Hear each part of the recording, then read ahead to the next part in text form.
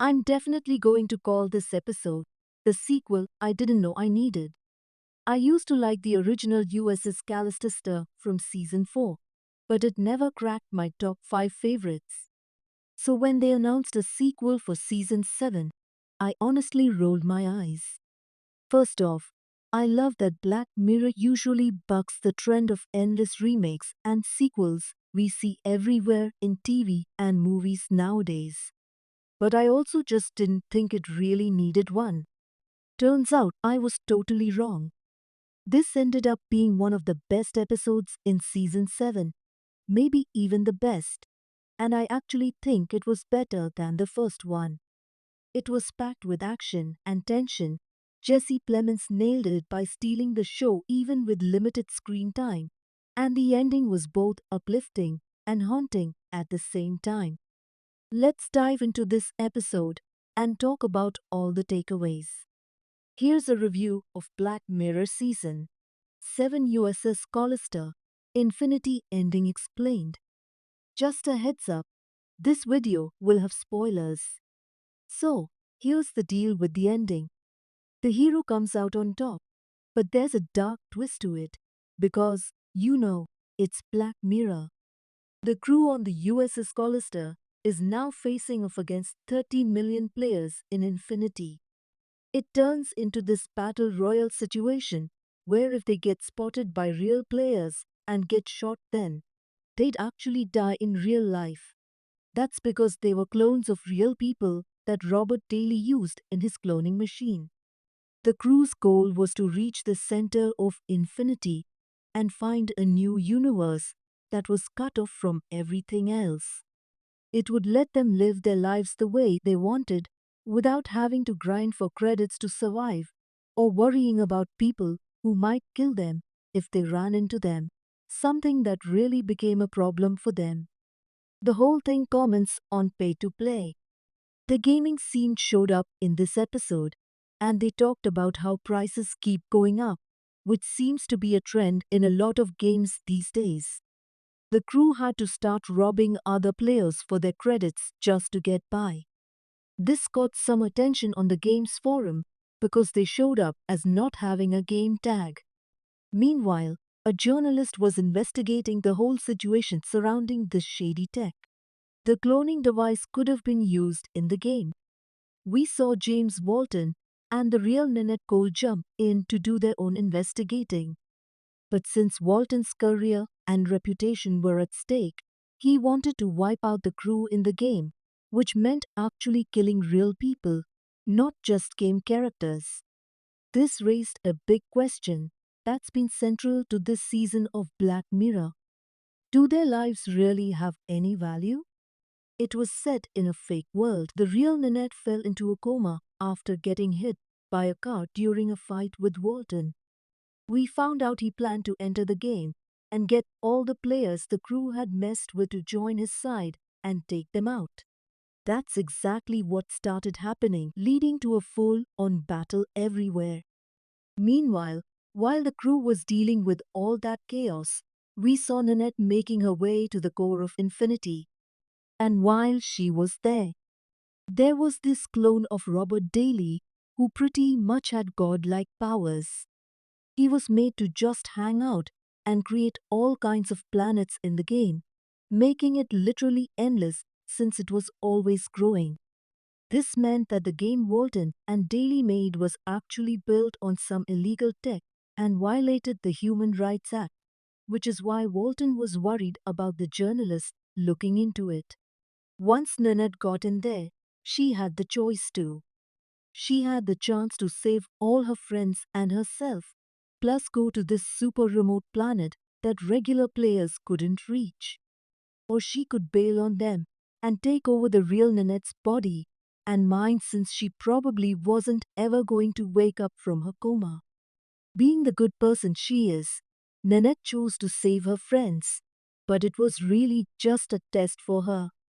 Daly offered her both options, but he was planning to just copy and paste net and not do anything else. Cut and paste. Basically, that meant Nanette would be stuck in DY's garage forever, which she clearly didn't want because he was bad news, and she wanted to live her own life, which she believed was worth something. We saw that when she faced her worst fear, losing her voice and gasping for air after what went down in season 4, it pushed her to take action and NDY. This move got her the blue floppy disk, which helped connect to the net. Waking up in the real world, the crew found themselves outside the public server. After she took out the clone of Robert Daly, it triggered a mode where the game was basically set to delete itself. The heart of Infinity was messed up and broken, and with Daly gone, it couldn't work anymore. When she woke up, we realized the crew wasn't in the public server anymore. They were actually inside Nanette's mind, so they could see and hear everything. Everything she did. They were stuck, but in a totally different way. The funny part is, a lot of that crew was just watching TV while the game was happening. It felt kind of like that, like everything was just a show for them. Plus, they were still the crew on Ned with her as the captain. So, the vibe was definitely the same. We saw Walton get what was coming to him during the game. So, he was clearly in deep trouble and ended up getting picked up by the FBI. While they were putting him in the car, there were all these Easter eggs popping up everywhere during the news report. We learned that the reboot of Hotel Ray was about to drop on Streamberry, which meant this episode happened around the same time as the end of Hotel Ray. Pronglets 2 got rave reviews, proving that the game managed to break through the stages Colin Ripman didn't want it to reach. And there was another one on the way eventually. Mid. We also saw that Michael Gove was referenced, which is the Prime Minister from the very first episode of the show. I also feel like the ending was kind of like what we saw in Black Museum with Jack and Carrie with her being inside of his mind. I'd say that I spent a fair bit of this episode feeling a bit disappointed that we never got to see the iconic white bear symbol throughout the season, but it did make a small appearance. It was on the mask of a character on the cover of the Space Fleet comic, where there was also a futuristic version of Waldo on it, too. My review of the episode. Honestly, as much as it pains me to say it because I absolutely adored the episode's eulogy and common people, I think this is actually the best episode of season 7. It was genuinely perfect. It had everything you want in a Black Mirror episode, and it didn't fail to deliver on any fronts.